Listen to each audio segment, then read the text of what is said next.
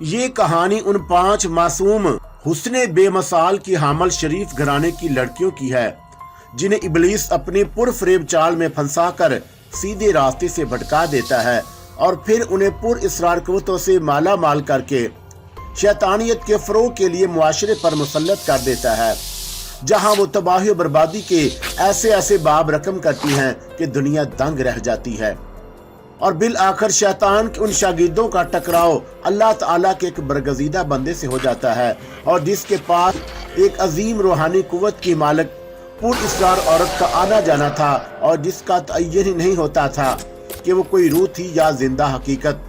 اور یہ کہانی کا وہ موڑ ہے جہاں دلچسپیاں اپنے عروج پر پہنچ جاتی ہیں، اور پھر شیطان کے چیلوں اور بندگان خدا کے درمیان ایک انوکھی جنگ شروع ہو جاتی ہے، اور چشم تصور کو وہ یادگار مار کے دیکھنے کو ملتے ہیں جن سے کہانی کے اختتام تک آنکھیں ہٹائے نہیں ہٹتی۔ کوئی صورت نہیں ہے، سجاد مایوسی سے بولا، اور پھر کہنے لگا، ہم ناکام رہے ہیں فراگی، کیا فائدہ ان اخلاقیات سے، اور ہمیں تو صرف موت ہی کا تو انتظار کرنا ہے۔ سجاد میرے دوست، موت تو مخمل کے بستر اور اجناس کے ڈھیر پر بھی آ جاتی ہے۔ اخلاقی قدریں روحانی سکون کا باعث بنتی ہیں۔ کیا موت کے بعد بھی تم مضطرب رہنا چاہتے ہو؟ نہیں، سجاد نے گردن ہلائی۔ پھر جب تک زندہ ہو حالات سے جنگ کرتے رہو اور روح کے سکون کے لیے اخلاقی قدروں کو نبھاتے رہو، فراگی نے کہا، اور پھر وہ سجاد کا ہاتھ پکڑ کر باہر نکل آیا۔ باہر کے ماحول میں کوئی تبدیلی نہیں ہوئی۔ اس عورت نے آنکھیں بند کر لی اور جس کی بچی نے دم توڑ دیا تھا، اور شاید اس نے اپنے غم کو بند آنکھوں میں چھپا لیا۔ وہ پھر فرش پر لیٹ گئے۔ نہ کسی کو دن کی خوشی تھی اور نہ رات کی آمد کا انتظار، بس ایک بے قرار خاموشی، اور جس پر سانسیں بھی گراں گزرتی ہوں۔ پھر اندھیرا چھا گیا۔ غار میں کوئی آواز نہ تھی اور سوائے ایک ہلکی سی آواز کے، اور یہ اس ماں کی آواز تھی جو اپنے بچے کو اپنی چھاتی چسا رہی تھی اور اسے زندہ رکھنے کی یا اپنے فرض پورا کرنے کی آخری کوشش کر رہی تھی۔ لیکن پھر اچانک اس کی چیخ ابھری، اور ایک البناک چیخ، اور سب چونک پڑے۔ عورت گھٹی گھٹی آواز میں چیخی تھی، اور یوں لگا جیسے آواز کو بند کرنے کی کوشش کی گئی ہو۔ کیا بات ہے؟ سجاد نے تاریکی میں آنکھیں پھاڑ دی، لیکن بس عورت کی پے در پہ چیخیں ابھر رہی تھی۔ فراگی نے اٹھنے کی کوشش کی، لیکن اسے بڑے زور کا چکر آ گیا، اور سجاد نے اسے سہارا دیا اور وہ ٹٹولتے ہوئے عورت کی طرف بڑھ گئے۔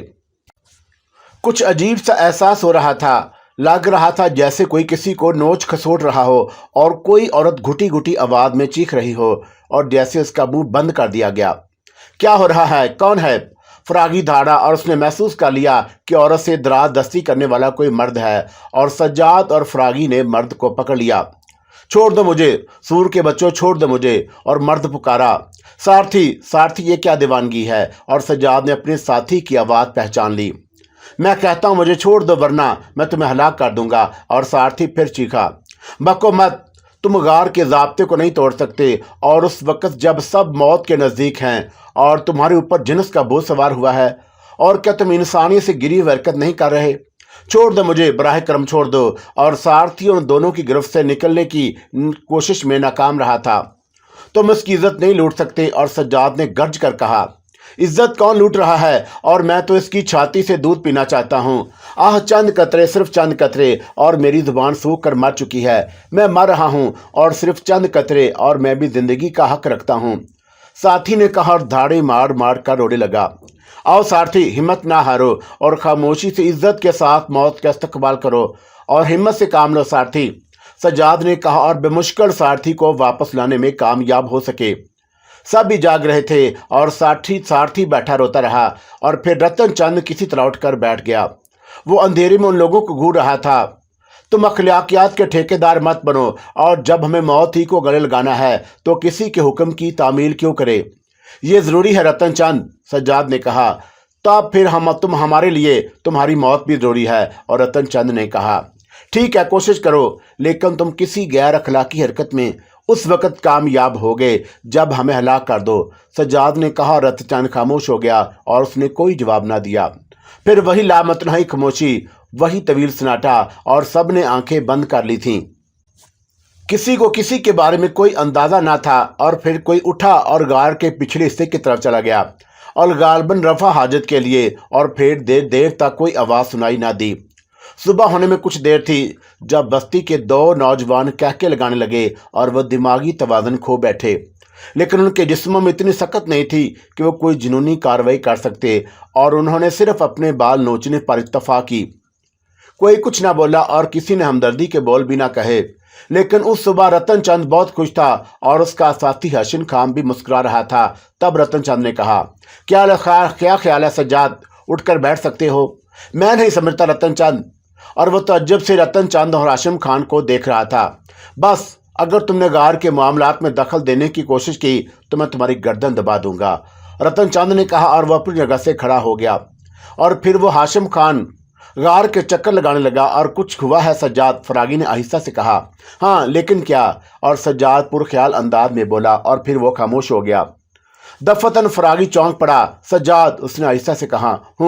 लेकिन ठहरो, मैं वहीं जाता हूँ, फरागी ने कहा, और वह हिम्मत करके खड़ा हो गया। और फिर वो आहिस्ता आहिस्ता गार के अंदरूनी हिस्से की तरफ चला गया। उसके ज़हन में मकरूह शबी जागी थी और वो गार के सबसे छोटे हिस्से में पहुंच गया जहां मरने वाले बच्चे की लाश रखी गई थी, और उसके शुबे की तस्दीक हो गई। मुर्दा बच्ची का जिस्म चाक था, आंतें बाहर निकली पड़ी थी और उसके बदन का गोश्त जगह जगह से गायब था। यकीनन रतन चंद और हाशिम खान ने मुर्दा बच्ची का गोश्त खाया था और भूख की शिद्दत ने उनसे इंसानी इक़दार छीन लिए और जानवरों की साफ में आ खड़े हुए थे। फरागी का दिल उठने लगा और उसे मतली आ रही थी। बहरहाल वो गार से निकल आया और रतन चंद और हाशिम खान को नहीं मालूम था कि वो क्या कार्रवाई करने गया था, वरना वो मुदाखलत करते। फरागी तबीयत को संभाले हुए वापस आकर बैठ गया और सज्जाद गौर से उसकी शक्ल देखने लगा, लेकिन फरागी ने उसे कुछ ना बताया और खामोशी से उन दोनों को देख रहा था जो गार में टहल रहे थे। लोग उनके जिस्मों में आ जाने वाली अचानक तवानाई पर हैरान थे, लेकिन वो दोनों उनसे लापरवाह नजर आए और उनके मजाज ठिकाने नहीं थे। फिर खामोशी, तवील खामोशी, और टहलते टहलते दोनों थक गए तो जमीन पर बैठ गए। और फिर वही गंभीर सन्नाटा, लेकिन दफतन उस सन्नाटे में एक गड़गड़ाहट गूंजी और गार लड़ गया। ऊपर से कुछ मट्टी सिड़क आई और सिर्फ एक लम्हे के लिए, और उसके बाद चारों तरफ साएं साएं हो गई और लोगों की चीखें निकल गई थी। लेकिन झटका लगा था और उसके बाद कोई झटका नहीं लगा। इसका मतलब है कि अभी हालात ठीक नहीं हैं, सज्जाद ने कहा। उसके बारे में तुम ज्यादा बेहतर जानते हो मिस्टर सज्जाद, फरागी आहिस्ता से बोला। आतिश फशां बाद औकात ज़मीन के नीचे नीचे बहुत दूर तक फैल जाता है और लावा निकलने के लिए सिर्फ एक रास्ते का इंतखाब करता है और उसी सिमत बहता रहता है। फिर ज़मीन में पोशीदा गैस उसे ऊपर लाती है और इस तरह ज़मीन में गड़गड़ाहट पैदा होती है। इस तरह तो ये नहीं कहा जा सकता कि अभी क्या सूरत हाल है। अफसोस, मौत किन हालात में आती है आना थी, और फरागी ने अफसरदगी से कहा, और सज्जाद ने कोई जवाब ना दिया। फिर रात हो गई और जो जो वक्त गुजरता जा रहा था उन लोगों की हालत अबतर होती गई, और अब तो अक्सर रोने और आहें भरने की आवाज़ें आ रही थी। अंधेरा अभी पूरी तरह से नहीं फैला था कि अचानक एक बच्ची सहमे हुए अंदाज में चीखी और यूं लगा जैसे किसी ने उसका मुंह बंद कर दिया हो। फरागी ने गर्दन घुमाकर देखा। एक छोटी सी बच्ची रतन चंद के बाजुओं में थी और रतन चंद उसे दबोचे हुए दूसरे गार की तरफ जा रहा था। रतन चंद, फरागी गुर्राया, मगर उसे अपनी कमज़ोर आवाज़ का खुद एहसास हो गया और ज़ोर से चीखने से उसकी आंखों में तारीकी उभराई। क्या बात है, क्यों चीख रहे हो? और करीब ही खड़े हुए हाशिम खान ने गुर्राते हुए कहा। उसे रोको हाशिम खान, उसे रोको, बकवास बंद करो वरना। और हाशिम खान ने उसे घूरते हुए कहा, मैं ये नहीं होने दूंगा। रोक लो, रोक सकते हो तो, हाशिम खान ने कहा। क्या बात है फरागी, सज्जाद ने पूछा। सज्जाद, किसी तरह उन्हें रोको। और फरागी ने रूहानी आवाज़ में कहा, उठो सारथी, उठो, इन्हें बकवास करने दो।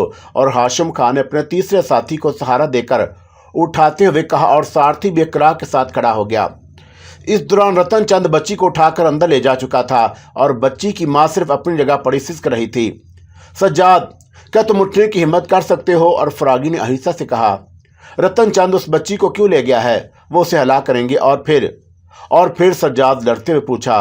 और फिर वो उसे, फरागी ने इतना ही कहा था कि सारथी की चीख उभरी, भयानक चीख, नहीं नहीं। और फिर वो बेतहाशा दौड़ता हुआ गार से बाहर निकल आया। उन्हें रोको, उन्हें, उसने इतना कहा और अंधे ऊंधे मुंह गिर पड़ा और उसके सर से खून बह निकला। सज्जाद ने करब से करवट बदली। ये सब क्या है फरागी, और खुदा के वास्ते मुझे बताओ ये सब क्या है। सज्जाद, वो लोग इंसानियत के नाम पर दाग बन गए हैं सज्जाद। उन्होंने पिछली रात उस मुर्दा बच्ची का गोश्त खाया था और जिसे हमने आखिरी गार में रख दिया था, फरागी ने बताया। और सज्जाद की हालत और ख़राब हो गई। कई मिनट तक वो साकतो जामद पड़ा रहा और जैसे उसकी रूह बदन से निकल गई हो। और फिर उसने डूबते हुए लहजे में कहा, और इस वक्त इस बच्ची को। हाँ सज्जाद, वो किसी नेक इरादे से नहीं ले गए होंगे। वो यकीनन इस बच्ची को हलाक कर देंगे। नहीं, सज्जाद के बदन में वहशियाना कुव्वत आ गई। वो ऐसा नहीं कर सकते। और सज्जाद उठकर गार की तरफ दौड़ा और दूसरे ही लम्हे वो अंदर दाखिल हो गया। फरागी दंग रह गया। गो कि उसके बदन में जान नहीं थी, लेकिन किसी न किसी तरह वो उठा और सज्जाद के पीछे चल पड़ा। और अंदर का मंजर उसकी तवक्का के खिलाफ नहीं था। दोनों तवाना इंसानों ने सज्जाद को जख्मी कर दिया और वो गार के फर्श पर चित पड़ा था। और दोनों वैशी फरागी को देखकर हंस पड़े। आओ डॉक्टर, क्या तुम भी अपने दोस्त की मदद को आए हो? रतन चंद, क्या तुमने इसे हलाक कर दिया? पागल था, अखलाकियात का सबक देने आया था। मर गया बनो तो बेहतर है, और किसी रोज चला जाएगा, वरना किसी दूसरे की शामत आएगी। रतन चंद ने कहा, तुम्हें क्या हो गया है इंसान होकर? डॉक्टर, फजूल बातों से परहेज करो। और भूखे इंसान को गोश्त मिल जाए, वह कच्चा ही सही, और खुश्क जुबान को खून की नमी मिल जाए तो उसे और क्या चाहिए? और रतन चंद हाथ उठाकर बोला, इस बच्ची का क्या किया तुमने? फरागी ने पूछा। दरअसल मुर्दा बदन में खून रवा नहीं मिलता, और खून खुश्क हो जाए तो नमी खत्म हो जाती है, और ये कमी इस बच्ची के खून ने पूरी कर दी डॉक्टर। और जिंदगी का हर लम्हा कीमती होता है, और उसे बरकरार रखने की ख्वाहिश हर जी रूह में होती है। तुम भी अगर हमारे साथ शरीक होना चाहो तो हम तुम्हें खुश आमदीद कहेंगे, और हम फराख दिल हैं। फरागी ने कोई जवाब नहीं दिया, और उसके बदन में इतनी जान नहीं थी जो वो इस वैशियों के खिलाफ कुछ कर सकता। और वह सज्जाद के पास बैठ गया, और सज्जाद के सर से खून बह रहा था, और शायद वह जिंदगी के आखिरी सांस पूरे कर रहा था। सज्जाद मेरे दोस्त, तुम भी मेरे साथ छोड़ रहे हो। आओ हाशिम खान, हम अपना काम करें और इसे अपने दोस्त की लाश पर नोहा करने दो, रतन चंद ने कहा। और दोनों शैतान बाहर निकल गए, और सिगार में उन्हें रोकने वाला कोई ना था। फरागी सज्जाद को टोल टोल रहा था, और सज्जाद की नब्जें डूबती जा रही थी। और एक तो उसकी हालत वैसे ही खराब थी, और दूसरा सर से खून बह रहा था, और इस बहने वाले खून ने रही सही कसर पूरी कर दी। लेकिन फरागी अपने दोस्त की जिंदगी के लिए कुछ भी नहीं कर सकता था। अब क्या होगा? और खुद फरागी महसूस कर रहा था उसकी जिंदगी के चंद तार बाकी रह गए, और जो किसी वक्त भी टूट जाएंगे। और गार में मौजूद दूसरे लोगों की कैफियत का भी उसे कोई अंदाजा नहीं था, और ना जाने किसकी क्या हालत थी। उसने महसूस किया कि सज्जाद का बदन सर्द पड़ गया है, और फिर उसने बेमुश्किल तमाम जिंदगी के बोझ को उठाया और बाहर निकल आया। लेकिन बाहर एक और दिल खलाश मंजर उसकी निगाहों के सामने था। शैतान आखिरी वहशत खेजी कर रहे थे, और दो औरतें हाशिम खान और रतन चंद के शिकंजे में कसी हुई थीं। उन दरिंदों ने उनका लिबास तार तार कर दिए और उनकी हवस का निशाना बन रही थी।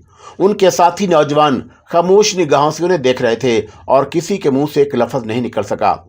किसी में एहतजाज की हिम्मत ना थी, और फराग ने उन्हें देखा और उसके बदन में चिंगारियां भर गई। एक लम्हे में उसने सोचा कि वह भी खुदकुशी की कोशिश करे, लेकिन किसी तरह उन दोनों शैतानों को उनके आखिरी कारनामों के लिए छोड़ जाए। लेकिन उन पर टूट पड़े, लेकिन उससे फ़ायदा, और वो दोनों तवाना हैं, आसानी से उसे ठिकाने लगा देंगे, और शैतान के साथ शैतानी चाल चली जाए। उन्हें तदबीर से ही मारा जाए, और यही उम्दा तरीका है। और उसके ज़हन में धुआं सा भर गया। वह खामोश अपनी जगह जा बैठा, और वह दोनों औरतों के बदन भंबोड़ते रहे, और फिर वह वापस अपनी जगह पर आ गए। हेलो डॉक्टर, रतन चंद ने चिपके हुए लहजे में कहा। क्या बात है रतन चंद? और फरागी के लहजे में तब्दीली थी। क्या हाल है तुम्हारे वफादार दोस्त का? और क्या उसने दुनिया छोड़ दी? और रतन चंद ने मुस्कुराते हुए कहा, हाँ वो मर गया। अफसोस करने की जरूरत नहीं, ज़ाहिर है कि यह अंजाम तो हम सब का है। और रतन चंद ने जवाब दिया, हाँ रतन चंद, तुम्हारा ख्याल दुरुस्त है। और फरागी ने ठंडी सांस ली। क्या मतलब? और रतन चंद चौंक कर बोला, मेरा ख्याल है कि रतन चंद, जिंदगी के सही इख्तिताम का मुशर्रफ जो तुमने दराफत किया है वही ठीक है। मैं अब तक गलती पर था, और ये ख्याल सज्जाद की मौत के बाद तुम्हारे जहन में आया है, यही समझ लो। बहरहाल कोई फ़र्क नहीं पड़ता। अगर हमारे साथ शरीक होना चाहो तो हम तुम्हें खुश आमदीद कहते हैं। तुम खुद सोचो कि इन गारों में जहाँ ज़िंदगी का कोई तस्वर नहीं, मफलूज कुत्ते की तरियाँ एड़ियाँ रगड़ रगड़ कर मरने से क्या फ़ायदा? और मौत तो हम सब के करीब खड़ी मुस्कुरा रही है। चुनाचा ज़िंदगी ने जितने लम्हात दिए हैं उनसे क्यों ना फ़ायदा उठाया जाए। हाँ ठीक है, और फरागी ने मुज़म्मल लहजे में कहा। बहरहाल ठीक है, और हमने तुम्हें अपना साथ शरीक कर लिया। और थोड़ी सी हिम्मत करो मेरे दोस्त, क्यों न इब्तिदा अपने दोस्त ही से करो, ज़ाहिर है कि उससे ज़्यादा तुम्हारा मुखलस और कौन होगा। और रतन चंद ने मुस्कुराते हुए कहा। फरागी चंद लम्हात के लिए सन्नाटे में रह गया, और जो कुछ उसने सोचा था उस पर अमल करने के लिए उन कुत्तों की हर बात बर्दाश्त करना होगी। बहरहाल वो सोचता था कि पूरी होशियारी के साथ वो इनको बेवकूफ़ बनाए और लोगों को उससे निजात दिलाने की कोशिश करे, और अपनी इन कोशिशों को पूरा करने के लिए उन्हें निहायत होशियारी के साथ बेवकूफ़ बनाना था। क्या ख्याल है, क्या सोचा? ठीक है, और जब तुम्हारा साथी बन गया हूं तो फिर कौन दोस्त कौन दुश्मन। बिल्कुल ठीक सोचा तुमने। और जाओ, गार के अंदर चले जाओ और चाको चबंद होकर वापस आओ। और अभी सन में बहुत सी लड़कियां हैं। लड़कियां? और फरागी के बदन में एक बार फिर थरथरी दौड़ गई। हाँ हाँ, ये बस्ती की लड़कियां। और क्या तुम जिंदगी के इस रोग से महरूम रहोगे? ओह नहीं, मैं इस किस्म का आदमी नहीं। पहले की बात छोड़ो मेरे दोस्त, अब की बात करो। हाँ ठीक है, और क्या वो दोनों लड़कियां खुशी से तैयार हो गई थी? फरागी ने पूछा। खुशी से, और रतन चंद ने कहका लगाया। उनके नज़दीक खुशी और गमी की कोई हकीकत नहीं रही, और अब तो वो कुछ भी नहीं। क्या मतलब? मर चुकी हैं वो दोनों। और एक बार फिर जोरदार गड़गड़ाहट सुनाई दी, लेकिन ये गड़गड़ाहट सिर्फ फरागी के ज़हन में थी। आह, तो इन दोनों ने उन मासूम औरतों को मार डाला। ज़ाहिर है कि वो उनकी दरिंदगी कहाँ बर्दाश्त कर सकती थीं। फरागी चंद लम्हा सन्नाटे में रहा, और फिर वो आहिस्ता से अपनी जगह से उठ गया, और उससे बर्दाश्त नहीं हो रहा था। वो सोच रहा था कि जिस कदर जल्द हो सके इन दोनों का खात्मा किया जाए। चुनाचे वो जिस्म की कुव्वतें जमा करके उठा और गार के उस हिस्से में चला गया जहां उसके दोस्त सज्जाद की लाश पड़ी थी। एक बार फिर वो सज्जाद की लाश के नज़दीक बैठ गया, और उसने उसकी पेशानी पर हाथ फेरा, और खून की चिपचिपाहट उसके हाथों पर लग गई। तब उसने कहा, सज्जाद मेरे दोस्त, तुम मुझसे इंतहाई बेहतर हालत में हो। तुम जिंदगी का खोल छोड़ कर जा चुके हो, और बेशक तुम एक अच्छे इंसान थे, और तुम इस गंदगी जिंदगी को छोड़ चुके हो। तुमने एक अच्छे मकसद के लिए जान दी, और हम सब यहाँ मौत के कैदी हैं। लेकिन इसके बावजूद हर इंसान जिंदगी से चिमटे रहने का ख्वाहिशमंद जरूर होता है। जिंदगी के जो लम्हात तुम्हें मैसर आते तुम उससे ग्रेज ना करते, लेकिन तुमने बेगैरती की जिंदगी को मौत पर तरजीह दी। मेरे लिए दुआ करो मेरे दोस्त कि मैं अपने मकसद में कामयाब हो जाऊं, इन गरीब लोगों को उन कुत्तों से निजात दिलाऊं, और तब मैं भी तुम्हारे पास आ जाऊंगा और हम सुकून से बातें करेंगे। उसने सजाद की पेशानी का खून अपने चेहरे पर जगह जगह लगाया, और उसके बाद वो उसे चूम कर गार के उस हिस्से की तरफ बढ़ गया जहां पत्थरों के ढेर पड़े थे। तब उस ढेर में से एक छोटी लेकिन वजनी पत्थर का इंतखाब किया, और ये पत्थर नुकीला था और फरागी के मकसद में इंतहाई कारआमद। उसने पत्थर को एहतियात से अपने लिबास में छुपा लिया, और थोड़ी देर तक वो गार में चहलकदमी करता रहा, और फिर खुद को चाको चबंद पाकर गार के दहाने की तरफ बढ़ा। जिस्म और जहन की हालत वो खुद जानता था, और टांगें लर्ज रही थी। आसाब जवाब दे चुके थे, लेकिन उसके बावजूद कुछ करने का ख्वाहिशमंद था, और ये सब कुछ करने के लिए उसे जिस्म की आखिरी कुव्वत का सहारा लेना था। आखिरी कुव्वत। उसने अपनी कुव्वतों को आवाज़ दी, बस आखिरी कुव्वत, आखिरी बार, और सिर्फ आखिरी बार, और आखिरी बार मुझे मेरे बदन का कर्ज दे दो। मैं कुछ करना चाहता हूँ, उसने किसी से कहा, और उसे ऐसा महसूस हुआ जैसे दर हकीकत उसके बदन की कुव्वतें वापस आ गईं, और अब उसके हाथ मजबूती से पत्थर पर गिरफ्त कायम कर सकते थे, और उसकी टांगों में जान आ गई। तब वो गार से बाहर आ गया, और रतन चंद और हाशिम खान आराम से लेटे हुए थे और आपस में बातें कर रहे थे। उन्होंने गर्दन घुमाकर फरागी की तरफ देखा और कहका लगाकर हंस पड़े। आओ डॉक्टर, देखा ना तुम्हारी चाल में क्या नुमाया तब्दीली महसूस हुई। यूँ लगता है जैसे जिंदगी मौत के करीब होकर वापस आ गई हो। हाँ मेरे दोस्त। और फरागी उनके करीब ही बैठ गया। और जिस्म की ज़रूरत बहुत अहम होती है, तो तुमने इब्तदा अपने दोस्त से ही की? हाँ, लेकिन उसके बदन में खून तो रवाना हो सका। और रतन चंद ने पूछा। मेरे लिए रवा हो गया था। फरागी मुस्कुराया। क्या मतलब? मतलब ये कि मैंने अपने दोस्त के खून से अपनी प्यास बुझाई। वाह, बहुत खूब। हाँ, और तुम ठीक कह रहे हो। ज़ाहिर है कि वो जवान इंसान था, और फिर मेरा ख्याल है कि अभी उसका जिस्म सर्द ना हुआ होगा। हाशिम खान ने कहा, और मुझे खुशी हुई कि तुम कुछ अरसा के लिए जिंदों में शामिल हो गए। कम अज़ कम कुछ अरसा के लिए तुम्हारा साथ दे सकोगे। यकीनन। तो फिर जाओ, अभी उनमें कई जिंदा हैं। और रतन चंद ने औरतों की तरफ इशारा किया जो सहमी हुई थीं। अभी कुछ और ज़रूरतें हैं, उन्हें पूरा करना है। और रतन चंद ने आंख मारकर मुस्कुराया। हाँ, लेकिन मेरी तलब कुछ और है रतन चंद। ओहो, क्या? और रतन चंद ने पूछा। इस दौरान फरागी खामोशी से अपने लिबास में छुपा हुआ पत्थर निकाल चुका था और उसने गैर महसूस अंदाज में हाथ बुलंद किया और पूरी कुव्वत से पत्थर रतन चंद की पेशानी पर दे मारा। रतन चंद की तवील चीख भयानक गार में गूंज उठी और हाशिम खान ने तड़प कर उठने की कोशिश की, लेकिन फरागी के हाथ में दबा हुआ पत्थर पूरी कुव्वत से उसकी पुश्त पर पड़ा और हाशिम खान की क्रीख चीख भी गूंज उठी। वो नीचे उतरा तो फरागी ने दोबारा पत्थर उसके सर पर खींच मारा और वहशियाना अंदाज में इस वक्त तक उनके सर कुचलता रहा और जब तक उनके चेहरों का वजूद बाकी रहा। उनके जिस्म तड़प रहे थे और फरागी के जिस्म में एक ऐसी कुव्वत दौड़ रही थी जिसे वो कोई नाम नहीं दे सकता था। बेपनाह सुरूर और मसरत आलूज कफियत उस पर तारी थी। बिल आखिर उसने दोनों शैतानों को जहन्नम रसीद कर दिया और दोनों तड़प तड़प कर साकत हो गए। गार में मौजूदा लोग कुछ भी नहीं बोले और हाँ, सब की निगाहें उसकी तरफ उठी हुई थी, बेनूर निगाहें। और फरागी ने पत्थर फेंक दिया और फिर वो अपनी जगह ऊंधा लेट गया और उसकी आंखों में शरारत नाच रही थी। बड़ी भयानक रात गुजरी थी और उस रात की सुबह भी भयानक थी। गार में 2 बच्चे मुर्दा पड़े थे और दूसरी तरफ 2 औरतें मुर्दा, और जिनके साथ रतन चंद और हाशिम खान ने वहशियाना सलूक किया था। रतन चंद और हाशिम खान के जिस्मों से बहा हुआ खून गार में काफी दूर तक फैला हुआ था, लेकिन फरागी ने उन्हीं पर इक्तफा नहीं की। उसने नौजवानों का जायजा लिया और महसूस किया कि 5 नौजवान बैठे मर गए हैं। औरतों में से 2-3 मर चुकी थीं और अब गार में सिर्फ 2 लड़कियां बाकी थीं। क्या किया जा सकता है? उसने एक गहरी सांस ली और फिर उन औरतों के करीब पहुंच गया जो जिंदा थीं। एक खूबसूरत औरत अपनी बच्ची को सीने से चिमटाए हुए बैठी थी और उसने वहशत की निगाह से फरागी को देखा और फरागी उसके नजदीक पहुंच गया। तुम्हें फिक्रमंद होने की जरूरत नहीं, अब तुम्हारी जात को कोई खतरा नहीं और जो सलूक उन 2 मासूम औरतों के साथ हुआ है वो तुम्हारे साथ नहीं होगा और मैं उन दोनों शैतानों को खत्म कर चुका हूं। औरत की आंखों में किसी कदर सुकून के आसार नजर आए और उसने कुछ कहने के लिए होंठ खोले, लेकिन प्यासे होंठ एक दूसरे से चिपके हुए थे और वह कुछ न कह सकी।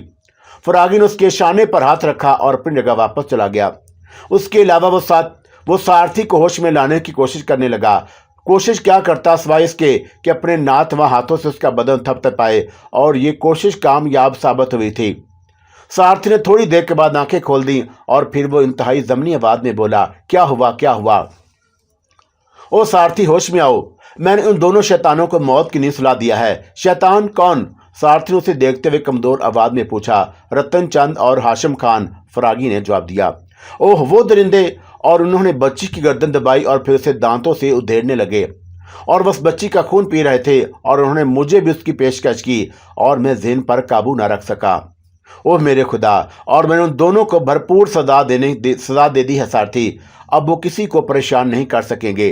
कहाँ गए वो पड़े हुए हैं। और साथी ने उन दोनों की मसक शुदा लाशों की तरफ इशारा करके नफरत से कहा, आह ये इंसानी जिस्म और ये रतन चंद हाशिम खान के बदन हैं, मगर उनके सर, उनके चेहरे कहाँ गए? और ये सारथी खौफ से लर्ज कर बोला, मैंने उन्हें पत्थरों से कुचल दिया है। फरागी ने नफरत से कहा। बहुत अच्छा किया, और ये इसी काबिल थे। और सारथी नफरत से बोला, और बिलाशुबा वो इसी काबिल थे। उसने गहरी सांस ली और फरागी ने उसके बाजू पर हाथ रख दिया और बोला, मेरे दोस्त, मेरे साथी, हम सब मरने वाले हैं और हम सब लोग मौत के करीब हैं। अगर हमने कोई वहशियाना हरकत करके जिंदगी के कुछ लम्हात बचा भी लिए तो कि ये लम्हात हमें क्या दे सकेंगे?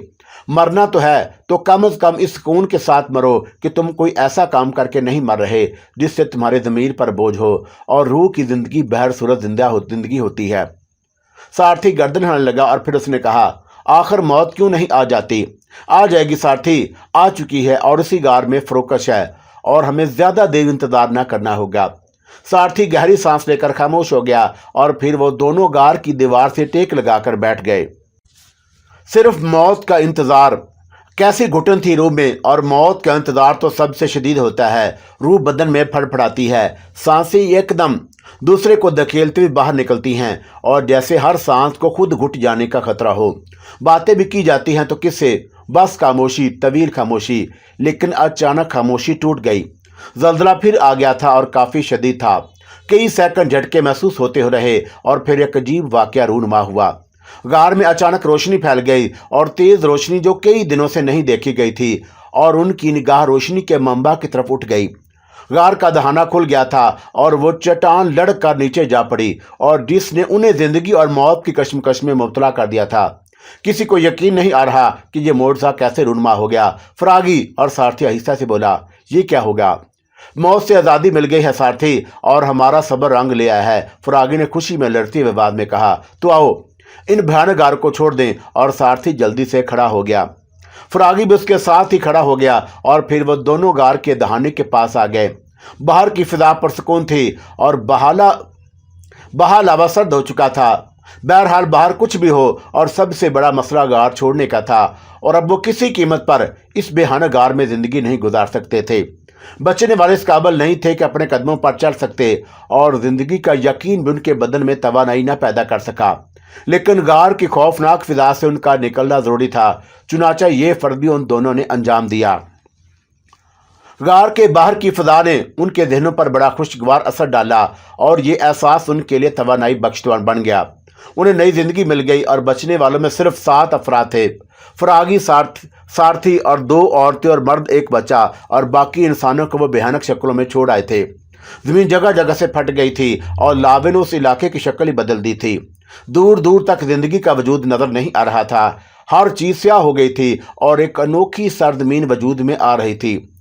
हनुमान खुली अब हनुमती बन रही थी, और जादूगरों की बस्ती, और उसके बाद ये इलाका कभी आबाद नहीं हुआ। आतिश फशानी ने यहाँ कोयले के घर बना दिए। जिन्हें बचना था वो बच गए, और जिन्हें मरना था उनकी रूहें आज भी उन काली पहाड़ियों में भटकती फिरती हैं। और कायनात का सबसे बड़ा दीदावर यानी मैं यहाँ हर मंदिर को देखता हूँ। जिन्हें जिंदगी मिलनी थी उन्हें जिंदगी मिल गई, और जो मौत की जानब सफर करने वाले थे वो चले गए। और क्या समझी तुम? हाँ, ये सच है, और पहले मैं ऐसी बातों को बिल्कुल नहीं जानती थी, लेकिन मेरी रहनुमाई हुई और तकदीर ने मुझे इन हालात को समझने का मौका दिया, तो मुझे बहुत कुछ आ गया। लेकिन इसके साथ साथ ही मुझ पर जो अनोखे इंकशाफात भी हुए। क्या? वो उस पुर इसरार वजूद ने पूछा। वक़्त, तो तुम सबसे बड़ा जानने वाली हो। तुमसे ज्यादा मालूमात इस कायनात में किसी और को नहीं हो सकती। और मुझे बताओ कि क्या सचमुच आना ज़ुबैदा एक रूह है? वो खामोश हो गया और बहुत देर तक खामोश रहा, और फिर उसने कहा, बहुत सी बातें हालात के पर्दों में लिपटी हुई होती हैं, और उन सब को जानने के लिए कोशिश गलत होती है, क्योंकि मैं भी एक तख्लीक हूँ, और संभाल के कायनात की कायनात को वजूद दिया है, और फिर उससे मुझे मुंसलिक कर दिया, यानी वक़्त से। लेकिन लातादाद वाक़यात ऐसे हैं जिनके बारे में मेरी ज़ुबान भी बंद है, और मैं भी ये चाहता हूँ कि अपनी मालूमात महदूद रखूँ। रजनी खामोश होकर कुछ सोचने लगी, और फिर उसने कहा, लेकिन क्या ये तेरी यहाँ आमद मेरे लिए कोई अलग मकाम रखती है, और मुझे तेरी ज़ात से कुछ मिलना है? हाँ, लम्हों में तब्दीलियाँ इसी तरह होती हैं, कहानी इसी तरह बनती हैं, और नाग चंदर शैतान का पैरोकार है। इस कायनात में तेरा सबसे बड़ा दुश्मन चौंका मामला रूह से मुंसलिक हो गया है, और शैतान ने गंदी रूहों को हर तरह का तोहफा दिया है। वो औरत तो तुझे कायनात की ऐसी ऐसी दास्तानें बता सकती है जिन्हें यकीन करने में तेरी जिंदगी सिर्फ हो जाए और तू यकीन ना कर पाए। रजनी एकदम संजीदा हो गई। दर हकीकत अब परेशानियां उसके लिए कोई हैसियत नहीं रखती थी। वो वहाँ कैद थी, लेकिन आना ज़ुबैदा ने उसे जो कुछ सिखा दिया था वो बहुत ही अजीम था, और जो कुव्वत उस पुर इसरार औरत ने रजनी को बख्शी थी वो ईमान की कुव्वत थी। और ईमान का नज़रिया ये था कि जो होना होता है उसे रोकने वाला इस कायनात में कोई नहीं, यानी होने वाली हर बात हर कीमत पर होकर रहेगी, और अल्लाह की ज़ात से मायूसी कुफ्र है। रजनी ने खलूसे दिल से कुफर से तौबा की। चुनाचा अब उसे वो खौफ नहीं था जो इन हालात में उसकी उम्र का हिस्सा होता। बस वो ये सोच रही थी कि अब उसे आगे क्या करना है, क्योंकि जिन वाक़यात से उसका साबका पड़ा था वो बड़ा मुख्तलिफ थे। रजनी बहुत देर तक खामोश रही, और फिर उसने कहा, मैं याद कर रही हूँ कि इन लम्हात को, और गौर कर रही हूँ इस बात पर कि तूने जो निशानदही की है उसका पसे मंज़र क्या है। अचानक वक़्त की आवाज़ उभरी, बेवकूफ़ लड़की, जब तुम तमाम बहनें कैद खाने में थीं और मौत लम्हा बेलम्हा तुम्हारी जानब बढ़ रही थी, तो एक खौफनाक कुव्वत ने तुम्हें सहारा दिया, और उसने तुम्हारी मदद का वादा इस शर्त पर किया था कि तुम इस ख्यालात को आम करोगी, और फिर उसने तुम्हें वो कुव्वत दी जो तुम्हारी जून बदल दिया करती थी, और तुम्हारे जिस्मों को हर उस शक्ल में तब्दील कर दिया करती जिसकी तुम ख्वाहिशमंद होती थी, और उसी तरह तुम मकड़ियाँ बनकर उसके गार से बाहर निकली थी। हाँ, मुझे वह तमाम बातें याद हैं। और उस वक़्त तुम कौन थी? मैं नहीं समझी। क्या नाम था तुम्हारा उस वक़्त? रजनी। और अब? हाँ, क्या तुम्हारा नाम तब्दील नहीं हुआ? हुआ है? क्या नाम है तुम्हारा? सितारा। क्यों? मैं समझी नहीं। मतलब ये है कि क्या ये तब्दीली रूनुमा हुई है तुम्हारे अंदर? और रजनी का दिमाग एकदम से फट पड़ा और वह जो कोई भी था उसे जो समझा रहा था, और रजनी लम्हों के लिए भी भूल गई थी। और अचानक उसके मुंह से बेख्तियार निकला, ला हौल वला कुव्वता। और पहले मैं शैतान की पैरोकार थी, और जो तब्दीली मेरे अंदर रूनुमा हुई वो ये है कि अब अल्लाह के फजल से मेरा ताल्लुक एक ऐसे दीन से है जो मसाली है और शैतान की नफ़ी करता है। और मैं बिला वजह ही अफसुर्दा और खौफजदा थी। मैं ये भूल गई थी कि मुझे 3 बार ला हौल वला पढ़नी चाहिए, और मैंने अपने आप को बेबस समझ लिया था। मैं बेबस कहाँ हूँ, और वाकई में बेबस नहीं। रजनी अपने आप से कह रही थी, और एक लम्हे के लिए जो शख्सियत उसके सामने थी वो उससे बेखबर हो गई थी। रजनी मुसर्रत से कांप रही थी। उसकी आंखों से खुशी के आंसू बह रहे थे, और यह खौफनाक जगह जिसे हनुमान या हनुमती कहा गया था बेहद भयानक थी। और ये गार जिसके बारे में वक़्त ने उसे कहानी सुनाई थी काले रंग के कोयले से बना हुआ था। उसकी स्याही के कुछ निशानात रजनी के लिबास और चेहरे पर भी लगे हुए थे। बहरहाल रजनी ने कदम आगे बढ़ा दिए, और वक़्त ने उसे जो बताया था वो यही था कि शैतान से भी गलती हो सकती है। उसने रजनी के गिर्द जंजीरें नहीं बनाई थी, और जो रजनी की याददाश्त उससे छीन लें, और अभी तक सब कुछ ठीक था। बहरहाल वो आगे बढ़ी, और थोड़ी देर के बाद वो गार से बाहर निकल आई, और जो कहानी उसे सुनाई गई थी वो बेशक बहुत ही यकीनी थी, और रजनी उस कहानी से पूरी तरह वाकफ हो गई। वो थोड़ी सी आगे बढ़ी, और उसी वक्त उसने अपने बाएं सिमत देखा तो अचानक उसे एक ह्योला सा नजर आया, और ये ह्योला उसकी जानब बढ़ रहा था। रजनी के कदम रुक गए, और एक लम्हे के अंदर उसने उसे ह्योले को पहचान लिया, और यह शैतान था। एक लम्हे के लिए तो रजनी का दिल कांप कर रह गया, और यह नई मुसीबत थी जो करीब आ रही थी। बहरहाल शैतान की कुव्वतें अपनी जगह थी। उसे देखने लगी, और आहिस्ता आहिस्ता शैतान उसके करीब आ गया। उसकी आंखों से चिंगारियां निकल रही थीं। रजनी ने एक लम्हे के लिए उससे निगाहें मिलाईं, लेकिन उसकी आंखों की तपिश से घबरा कर निगाहें फेर लीं। वो उसकी आंखों में आंखें नहीं डाल सकती थी, और उसकी नजरें झुक गई। शैतान ने कहा, नाग चंद्र के चुंगल से निकल आई हो। रजनी ने कोई जवाब नहीं दिया, और शैतान चंद लम्हे से देखता रहा, और फिर बोला, मैं पूछता हूं कि ये तूने क्या किया? आखिर तूने क्या किया? और ऐश की जिंदगी गुजार रही थी, और क्या कुछ नहीं था तेरे पास? जरा आंख खोल कर देख।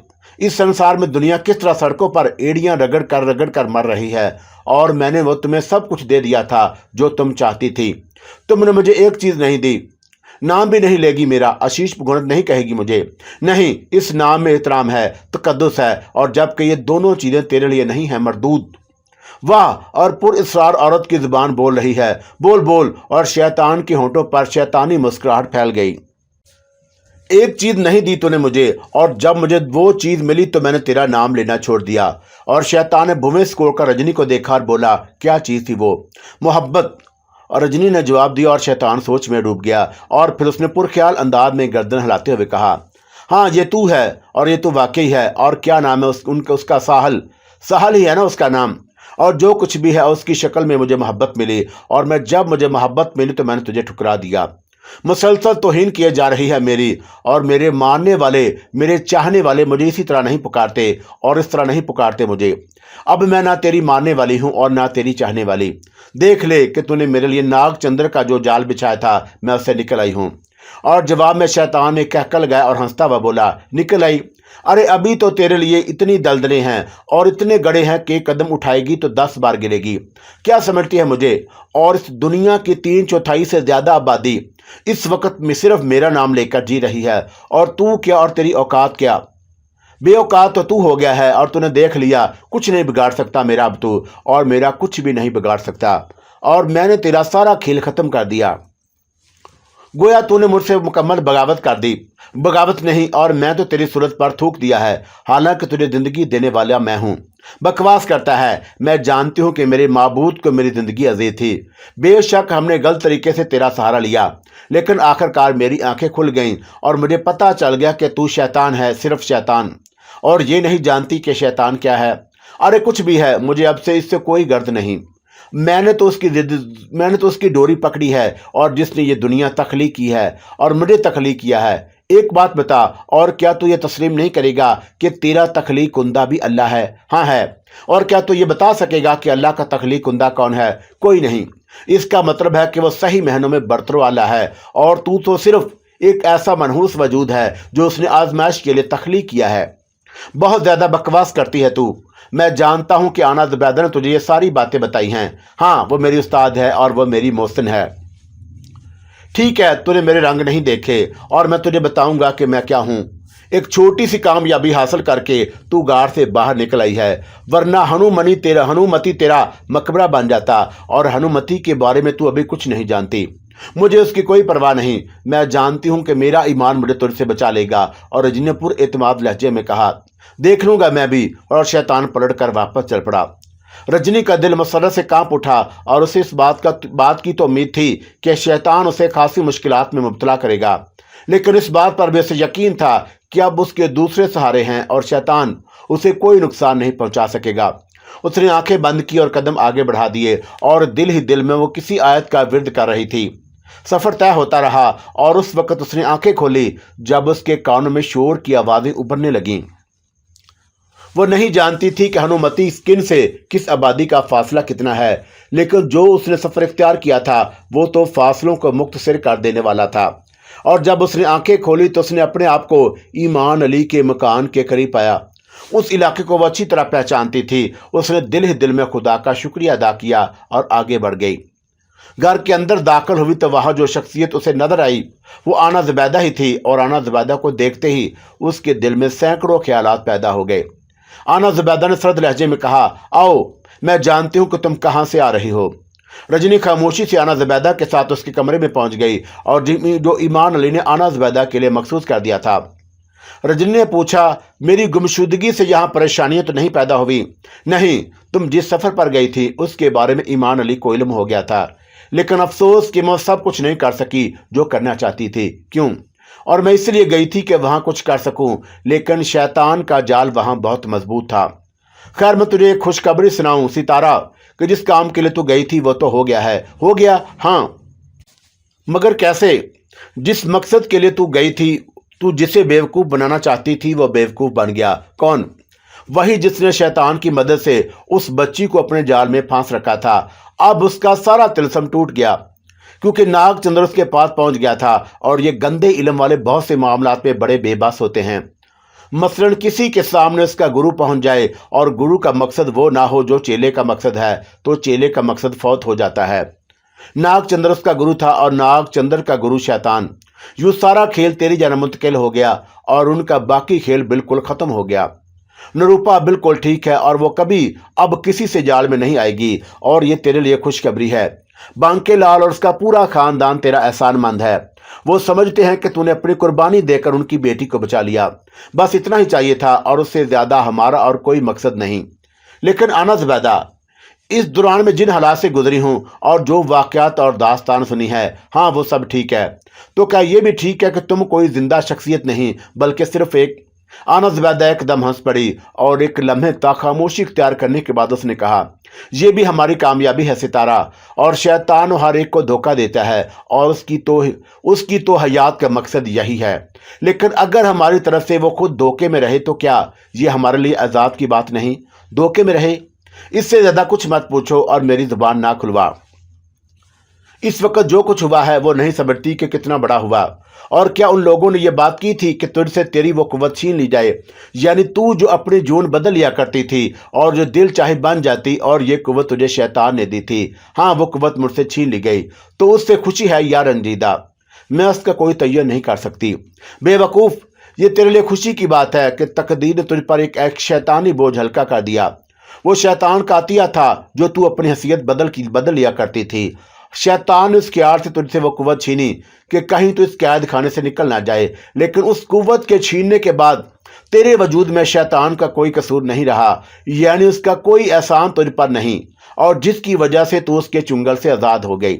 اور اگر تو سچ جان تو یہ حقیقت ہے کہ تیری آزادی کی وجہ شیطان کی وہی لی جانے والی قوت ہے جو اس نے تجھ سے لے لی۔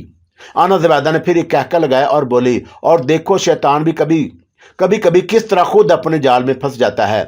اگر وہ یہ سوچے کہ اس نے کوئی بہت بڑا تیر مار لیا اور کوئی بہت بڑا کارنامہ سر انجام دے لیا کسی ایک کو بہکا کر، تو اس کی کتنی بڑی بے وقوفی ہے۔ इस कायनात में ना जाने उसकी कितनी औलादें बिखरी हुई हैं। उस कायनात में बिखरे हुए मसाइल के बारे में सितारा तो क्या, इंसान कैसी कैसी मुश्किलात में मुब्तला है और बज़ाहिर कोई सोच भी नहीं सकता। और ये मुश्किल किस तरह वजूद में आई है। ख़ास तौर से इस जदीद दौर में तो ये समझ ले कि हर शख्स अपने तौर पर शैतान की पैरवी करता है। कौन सा किरदार कैसा है कोई नहीं जानता। बस सब अपने अपने कामों में मसरूफ़ हैं और तुझे किस किस के बारे में बताऊं। बस यूं समझ ले कि एक लंबा चक्कर चला हुआ है और इंसान इतना बेबस है कि वो सोच भी नहीं सकता। आना ज़बैदा फिर किसी ख्याल में खो गई और फिर उसकी आवाज़ उभरी। रात के घूर अंधेरे में बिजलियों की कूंदों का सहारा लेता हुआ एक पुरअसरार साया कोह पुल की बुलंदी की तरफ रेंगता दिखाई दे रहा था। ऐसे लगता था कि बादलों की घन गर्ज और मूसलाधार बारिश का शोर उसके लिए कोई अहमियत नहीं रखता। आखिर वो पहली चोटी पर कदरे दम लेकर उस वैरान कलीसा के खंडरात की तरफ दौड़ पड़ा जो ज़माना कदीम से बाबुल इब्लीस के नाम से मसूम था, जहां रात को तो रात दिन के सितारे भी इंसान दर उधर से गुजरता हुआ दहशत से काम जाता। अब वो पुरअसरार साया बिजली की मुसलसल चमक में अपनी पुरअसरारियत का लिबादा उतार कर नुमाया शबी इख्तियार कर चुका था। दराज कद, कमज़ोर और नहीफ, ज़हीफ़ और उमर इंसान, और जिसके चेहरे से अब भी जाहो जलाल टपक रहा था। कलीसा की शिकस्ता दीवारों के दरमियान एक बुलंदो बाला बुत के रूबरू खड़ा बड़े पुरसकून अंदाज में उसका गूढ़ रहा था। और ये हैबतनाक बुत सदियों से बाबुल इब्लीस में इसी तरह अपनी जगह निस्ब था।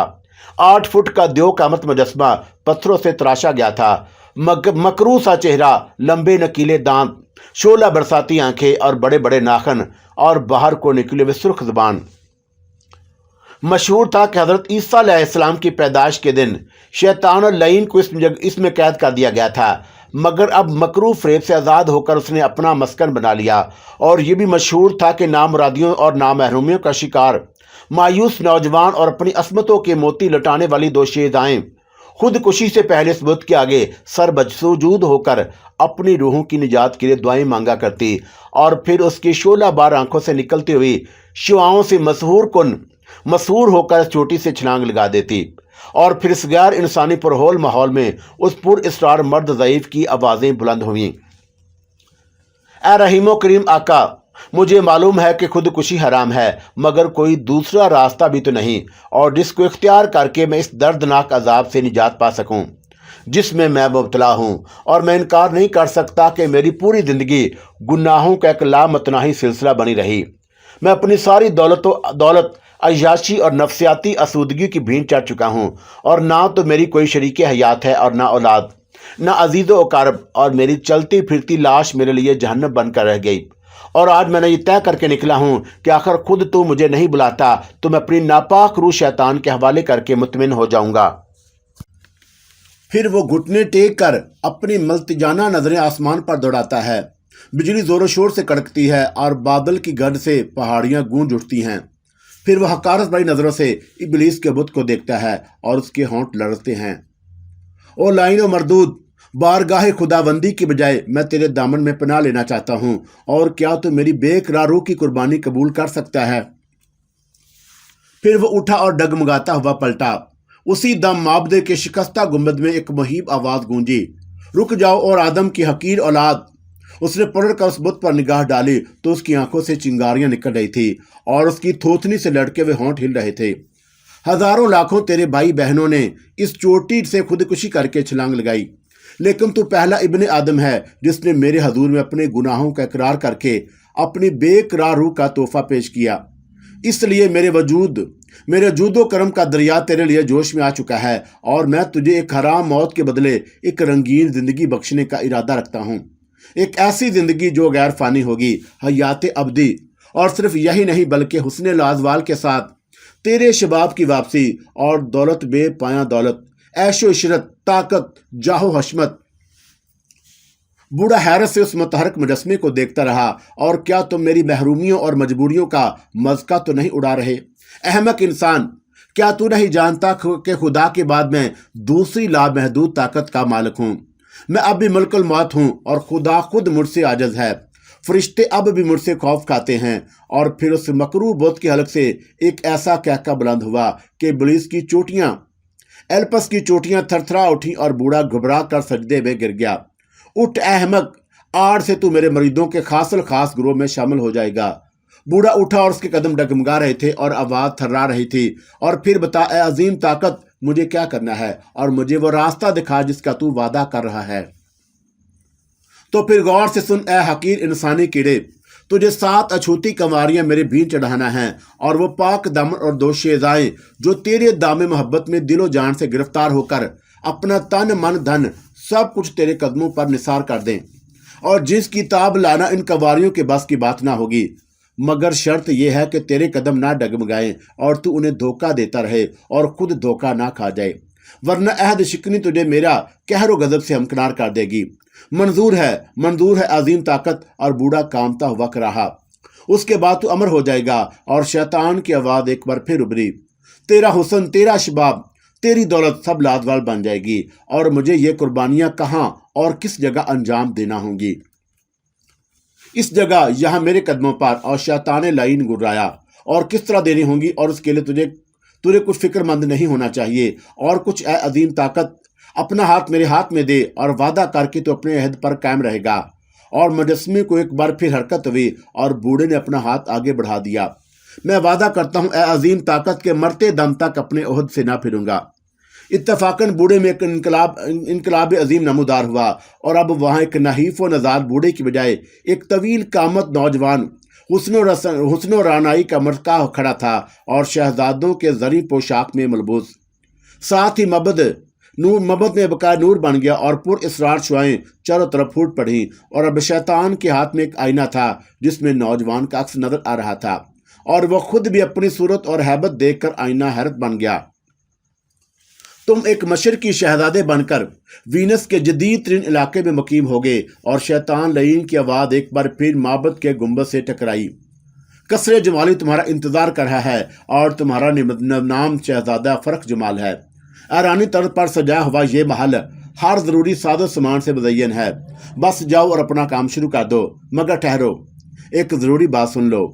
चांद की हर 14वीं रात को तुम इंसानी शक्ल सूरत से महरूम होकर भेड़िया बन जा करोगे और चांद नजर आते ही नमूदे सुबह तक तुम्हारा काम नवाही बस्तियों में चीड़ फाड़ तबाही बर्बादी होगा और तुम्हारे जिस्म पर कोई भी ज़रब कारगर ना होगी। तुम जो ख्वाहिश करोगे वो पूरी होगी और अगर परवाज करना चाहोगे तो तुम सीधे अपने महल के अकबी हिस्से में उतरोगे। और फिर शैतान लईन ने अपना हाथ फर्क जमाल के सर पर रख दिया और पलक झपकते ही वो ऊपर बुलंद हो गया और नजरों से उज्जल हो गया। कसरे जमाली में शहजादा फर्क जमाल दूसरे दिन अंगड़ाई लेता हुआ बेदार हुआ और सारा महल जाग पड़ा। एक हसीन और जमील कनीज सुराही का दौर लेकर हाजिर हुई और पेश करके पहले मोदबाना झुकी और फिर उल्टे कदमों वापस चली गई। शहजादे ने वाई जरूरी थी फरागत हासिल की और ख्वाबगाह से बरामद हुआ और सबसे पहले बॉडी गार्ड के अफसर आला ने सलूट किया और फिर हिफाजती दस्ते के 7 मसला जवानों ने सलामी दी। फिर 7 वर्दी पोश मुलाजमीन झुककर ताजीम बजा लाए। कसरे जमाली के एक सरसरी मुआयना करने के बाद फर्क जमाल लाइब्रेरी में दाखिल हुआ और मेज पर अतालवी जुबान में तहरीर करदा एक इश्तहार का बगौर मुआयना किया और मुस्कुरा दिया। उस वक्त उसका तबस्सुम कुछ और नुमाया हो गया जब उसने मेज से एक ताज़ा तस्वीर उठाई और ये एक नोखेज परी चेहरा दोशीदा का फोटो था। और उसी लम्हे एक पुर इसरार आवाज़ ने सरगोशी की, होशियार फर्क जमाल, ये तेरा पहला शिकार है। और वो सर से पांव तक कांप गया। फिर उसने कुर्सी पर बैठकर उस हसीनो जमील मासूम सी कंवारी को और जिसके चेहरे पर मरियम का तकद्दुस बिखरा हुआ था गौर से देखा और मेज की दराज के सुपुर्द कर दिया। फिर उसने ताली बजाई और अफसर आला से दाखिल होकर सलूट किया। मुझे एक सेक्रेटरी की जरूरत है और जिसकी मुकम्मल तारीफ इस इश्तहार में तहरीर है और यहाँ के तमाम मशहूर व मारूफ अखबारों में मेरी इस जरूरत का यह इश्तहार फौरन शाया होना चाहिए। अफसर आला ने मदबाना खम होकर यह पर्चा ले लिया और सलूट किया और चला गया। उसी शाम को वीनस के मशहूर नाइट क्लब में शहजादा फर्क जमाल के आगे पीछे परवानों की तरह शहर की हसीन तरीन 2 शहजाएं मंडला रही थी, लेकिन शहजादा किसी को लिफ्ट नहीं दे रहा था। दूसरे दिन के अखबारों में सेक्रेटरी की जरूरत का इश्तहार मौजूद था और इंटरव्यू का वक्त शाम से पहले का दिया गया था। अफसर आला सारी उम्मीदवार लड़कियों का इस्तकबालिया में बिठा चुका था और इंटरव्यू शुरू हुआ। कल 19 लड़कियां थी और सिर्फ 4 सवाल पूछे गए। نام، تعلیم، خاندانی پس منظر، اور آخری سوال ایسا تھا کہ جس کے جواب میں 18 لڑکیوں نے بے دھڑک جواب دیا کہ ان کا آئیڈیل ابھی تک نہیں ملا۔ آخری دوشیزہ مصنوعی ذبیحت پاک سفید سلک میں مصر کی کوئی دیوی لگ رہی تھی، اور اس نے دلکشی کے ساتھ ساتھ معصومیت کا شہکار۔ دھیرے دھیرے قدم اٹھاتی ہوئی وہ لائبریری میں داخل ہوئی اور سینے پر اپنا ہاتھ رکھ کر تھوڑا سا خم ہوئی، اور پہلی بار فرق جمال سے نظریں چار ہوتے ہی دوبارہ نظریں نہ اٹھا سکی۔ انٹرویو سے پتا چلا کہ اس کا نام پرنس روزینا کارلوف ہے، اور تعلیم گریجویٹ، کسی تباہ شدہ شاہی خاندان کی آخری یادگار۔ آخری سوال، آپ نے ابھی تک شادی کیوں نہیں کی؟ پر اس نے پہلے تو ایک نظر غلط انداز میں شہزادے پر ڈالی، اور نظریں ٹکراتے ہی بجلی کی لہریں اس کے سارے جسم میں دوڑ گئیں۔ اس نے شرم سے ارکلود ہو کر نظریں جھکا لی، اور فرق کا دل بے ساختہ سینے میں مچلنے لگا۔ ایسی کئی معصوم حسن اپنی جوانی میں وہ اپنی درندگی کا شکار کر چکا تھا، مگر یہ سراپہ حسن اور رعنائی اپنی ساری معصومیت کے ساتھ اس کے دسترس سے باہر تھی۔ نہ وہ اپنے دل کی گہرائیوں کے ساتھ اس کو پیار کر سکتا تھا، اور نہ ہی اسے اپنا سکتا، اور وہ صرف اس کو اپنے ساہرانہ حسن و جمال سے مغلوب کر کے فریب میں مبتلا کر سکتا تھا، کیونکہ ابلیس کی یہ پہلی محبوبہ مقدس قربانی کے لیے منتخب ہو چکی تھی۔ اچھا شہزادی روزینا، اور میں نے آپ کا انتخاب کر لیا ہے، اور کل صبح 9 بجے آپ ڈیوٹی پر حاضر ہو جائیں اور آپ کے فرائض بتا دیے جائیں گے۔ روزینا کا کام ہی کیا تھا؟ آئے دن دعوتوں اور پارٹیوں کے انتظامات، مہمانوں کا استقبال، اور جس میں شہر کے رسا، اعلی حکام، اور خصوصی طور پر شہر کی معزز ترین پری جمالیں بھی شامل تھی۔ اور چند ہی دنوں میں اس مشرقی شہزادے کا شہرہ دور دور تک پہنچ گیا۔ اخباری نمائندے طرح طرح کے سوالات کر کے اس کی پر اسراریت کو روشنی میں لانے کی کوشش کرتے، لیکن وہ انہیں مبہم سا جواب دے کر ٹال دیا کرتا۔ آٹوگراف لینے والی حسیناؤں کے لیے اس کا قرب حاصل کرنے کا یہی ایک بہانہ تھا، اور وہ بڑی خوش مزاجی کے ساتھ انہیں ٹالتا رہتا۔ آخر چاند کی 14 تاریخ آ پہنچی۔ اس نے لائبریری میں روزینا کو بلا کر ہدایت کی کہ وہ دن کے 4 بجے ایک ضروری کام سے باہر جا رہا ہے، اور رات اس کی واپسی نہ ہو سکے گی۔ روزینا کو اس پر حیرت ضرور ہوئی کہ شہزادے نے سفر کے لیے اپنی کار استعمال کرنے کا ارادہ ظاہر نہیں کیا، بلکہ دروگا استبل کو اپنا محبوب گھوڑا تیار کرنے کا حکم دیا۔ روانگی سے قبل اس نے روزینا کے شانے پر ہاتھ رکھ کر صبی و مسیح حسن کا پیار بھری نظروں سے جائزہ لیا، اور گال پر تھپکی دے کر کہا، گھبرانا نہیں اے میری ننھی شہزادی، میں جلد ہی آ جاؤں گا۔ روزینا نے محسوس کیا کہ وہ پر اسرار مشرقی شہزادے کے دام محبت میں ایک بے بس پرندے کی طرح پھڑپھڑا رہی ہے، اور اس کے رخسار کان کی لو تک سرخ ہو گئے۔ جذبات کا ایک طوفان اٹھا اور دل میں سینے میں ڈوبنے لگا۔ اس نے حسرت بڑی نگاہیں فراق پر ڈالیں، مگر وہ تو جا چکا تھا۔ دوسرے دن اخباروں نے ایک ایسے پر اسرار بھیڑیے کی خبر شائع کی جس نے رات نواحی بستیوں میں اپنی درندگی سے قیامت برپا کر دی۔ کئی بچوں اور جوانوں کو ہلاک کر ڈالا، اور رپورٹ کے مطابق ان کے جسم سے خون کا ہر قطرہ چوس لیا گیا۔ آفتاب طلوع ہونے کے بعد فرق جب قصر جمالی کے گیٹ پر کھڑے گھوڑے سے اترا تو اس کے قدم ڈگما رہے تھے، اور روزینا نے پہلی بے چین رات کاٹی۔ وہ ٹاپوں کی آواز کے ساتھ ہی گیٹ کی طرف دوڑ پڑی۔ اس نے فرق کو سہارا دے کر گھوڑے سے اتارا، اور اسی نازک لمحے میں فرق نے روزینا کو سینے سے لگا کر پیار کر لیا، اور روزینا خوشی سے جھوم اٹھی۔ وہ فرق کو سہارا دے کر خوابگاہ میں لائی، اور فرق بستر پر گرتے ہی گہری نیند سو گیا۔ دن ڈھلتا رہا اور وہ سوتا رہا، اور آج وہ ہر روز سے زیادہ حسین لگ رہا تھا۔ روزینا بار بار آتی اور چلی جاتی، اور آخری بار فرق کی پیشانی کو اس کے ہونٹ چوم رہے تھے تو فرق نے پلکیں جھپکائیں اور اپنی آغوش اس کے لیے پھیلا دی۔ روزینا نے سر اس کے فراق سینے پر رکھ دیا، اور وہ مسکرا اٹھا۔ دن اور رات معمول کے مطابق گزر رہے تھے۔ فرق نے اپنی توجہ زیادہ تر روزینا کی طرف مبذول کر دی۔ دعوتیں، پارٹیاں اور کلب کی رونقیں کم ہونے لگی، اور ہر شام وہ کار میں روزینا کو لے جاتا، اور قدرت کی رنگین تنہائیوں میں وینس کی گل پوش وادیوں میں لہلہاتے ہوئے سبزہ زاروں میں اس کی حسین و جمیل دوشیزہ کے سازانوں پر سر رکھ کر آنکھیں بند کر لیتا۔ اس کے آگے عہد و پیمان شیطانی کی آخری دیوار حائل تھی، ورنہ روزینا کے ساتھ اپنے پرفریب وفاؤں کے ثبوت میں اس نے شہر کی مشہور و معروف حسیناؤں سے بھی منہ موڑ رکھا تھا کہ محبت کا جال روزینا کے گرد تنگ کر کے اسے مدہوش کر سکے۔ دوسرے چاند کی 14ویں رات بھی آ گئی، اور معمول کے مطابق اس نے انسان سے بھیڑیا بن کر گرد و نواح میں تباہیاں مچا دی اور احتیاطاً دوسری بار فرق پیدل ہی مال سے نکل کھڑا ہوا۔ اس روز روزینہ فرق کو سہارا دے کر خواب گاہ میں لٹاتے ہوئے اس کے حسین چہرے پر جھکی اور اس کے ہونٹوں پر خون کی سرخی دیکھ کر چونک پڑی، جسے فرق نے بعد میں اس کے استغفار پر بڑی چالاکی سے چوٹ کا بہانہ کر کے ٹال دیا تھا۔ آخر ایک رات فرق کو شیطان کا پیغام مل ہی گیا کہ میں تمہاری کامیابی پر تمہیں مبارکباد دیتا ہوں اور میرا محبت اس مقدس حسینہ کا انتظار کر رہا ہے۔ دوسرے دن فرق روزینہ کے گلے میں باہیں ڈال کر کہہ رہا تھا، آؤ آج کی شام اس عظیم محبت کی سیر کراؤں جہاں ہم لوگ اپنی پاک محبت کا اقرار کر کے دائمی پیار کا عہد کریں گے۔ اور روزینہ کا چہرہ اندرونی مسرت اور حیا کی سرخیوں سے گلنار ہو گیا۔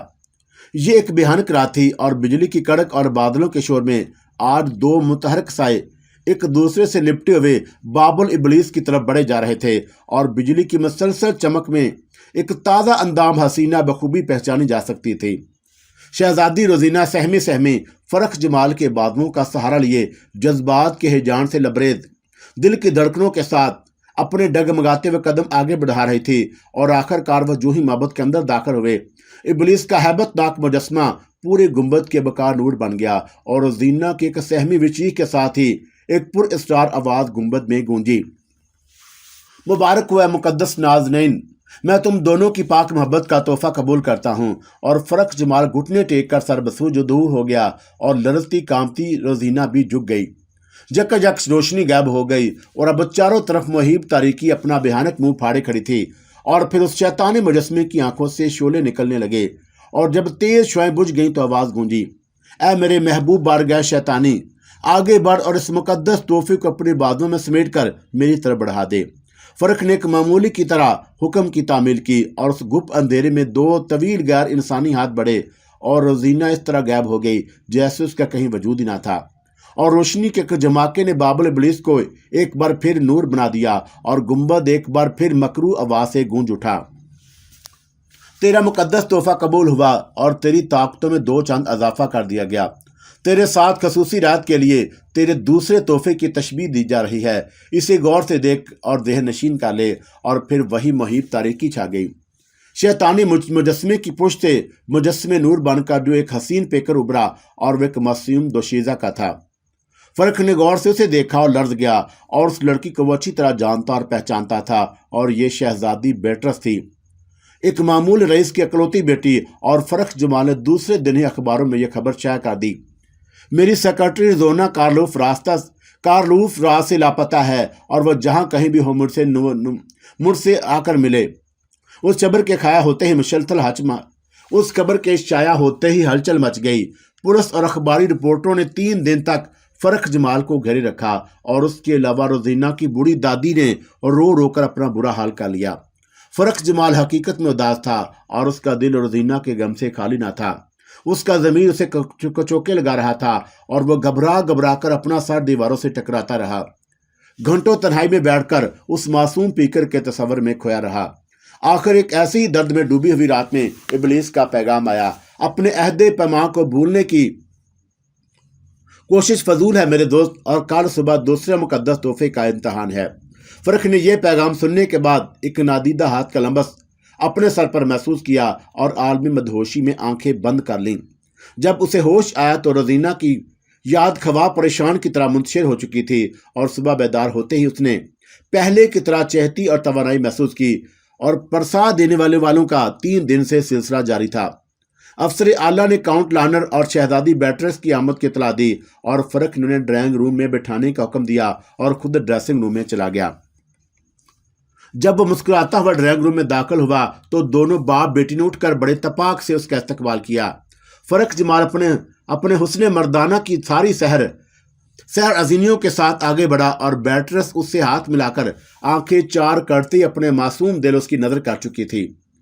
اکاؤنٹ نے سیکرٹری کے حادثے پر اظہار افسوس کیا، اور شہزادی نے اظہار ہمدردی ٹکڑا لگایا، آپ کو تو بڑی تکلیف ہوگی۔ جی ہاں، سوچتا ہوں کہ دوسری سیکرٹری کے لیے اخبار میں اشتہار دے دوں۔ ضرور دیجیے، اور اکاؤنٹ نے اصرار کیا، اور کیا ہم لوگ کوئی خدمت انجام دے سکتے ہیں؟ شکریہ پیارے اکاؤنٹ، اور ایک پردیسی کے ساتھ ایسا پرخلوص رویہ ایک عظیم خدمت ہے۔ اس کے بعد فرخ جمال نے باپ بیٹی کو اپنا محل دکھایا اور دوسرے دن طعام پر بلایا۔ جدا ہوتے وقت بیٹرس نے مسافہ کیا تو اس نے ایسا محسوس کیا جیسے وہ اس ہاتھ کو ہمیشہ کے لیے اپنانا چاہتی ہو۔ دوسری شام ایک رنگین شام تھی اور شہر کے مشہور و معروف روسا اور حسینہ دعوت خصوصی میں مدعو کی گئی۔ شہزادہ فرخ خود ہی میزبانی کے فرائض انجام دے رہا تھا اور سر شام میں گھنگور گٹائیں وینس کے آسمان پر چھائی ہوئی تھیں۔ شہزادی بیٹرس اور کاؤنٹ حیران و پریشان اب تک رکے ہوئے تھے۔ انہوں نے ڈرائیور کو یہ کہہ کر کار واپس کر دی تھی کہ شب کے 11 بجے تک انہیں لینے آ جائے، لیکن چونکا طوفان قبل از وقت ہی شروع ہو چکا تھا، اس لیے کار آنے کی امید کم تھی اور شہزادی گھبرائی کہہ رہی تھی، شہزادے اب کیا ہوگا اور ہم کس طرح جائیں گے؟ ذرا طوفان کا زور تھم جائے تو میں خود آپ لوگوں کو پہنچا دوں گا۔ لیکن طوفان کا زور شور بڑھتا رہا اور بجلیوں کی کڑک، بادلوں کی گرج، طوفانی جھکڑوں کے ساتھ دہشت ناک آوازیں۔ ایسے لگتا تھا جیسے لاکھوں چڑیلیں اپنے جہنمی دریچوں سے نکل کر فضا میں چیختی پھر رہی ہوں، اور یہ شیطانی چکر شہزادی بیٹرس کو قصر جمالی میں رات بسر کرنے کے لیے مجبور کر رہا تھا، اور ہوا بھی یہی۔ جب رات کے 2 بج گئے اور شہزادی نے نیند کے خمار سے چور ہو کر آنکھیں بند کر لیں تو فرخ جمال نے دونوں معزز مہمانوں کے لیے 2 بیڈ روم تجویز کیے اور دونوں شب بغیر کہہ کر اپنی اپنی خوابگاہ میں چلے گئے۔ فرخ جمال 1 گھنٹہ تو کروٹیں بدلتا رہا اور پھر اس خیال سے کہ دونوں مہمانوں کو کوئی تکلیف تو نہیں، چپکے سے اپنی خوابگاہ سے نکل کر اکاؤنٹ کی خوابگاہ تک آیا، اور یہ دیکھ کر اسے اطمینان ہوا کہ اکاؤنٹ آرام سے خراٹے لے رہا تھا۔ پہلو بے پہلو شہزادی کی خوابگاہ تھی اور دروازے کے کسی ہول سے جھانک کر دیکھا تو اسے اس بات پر حیرت نہیں ہوئی۔ شہزادی بے چینی سے کروٹیں بدل رہی تھی اور اس نے ہلکے سے دستک دی اور شہزادی چونک کر اٹھ بیٹھی، اور دوسری دستک پر شہزادی اٹھ کر کھڑی ہوئی۔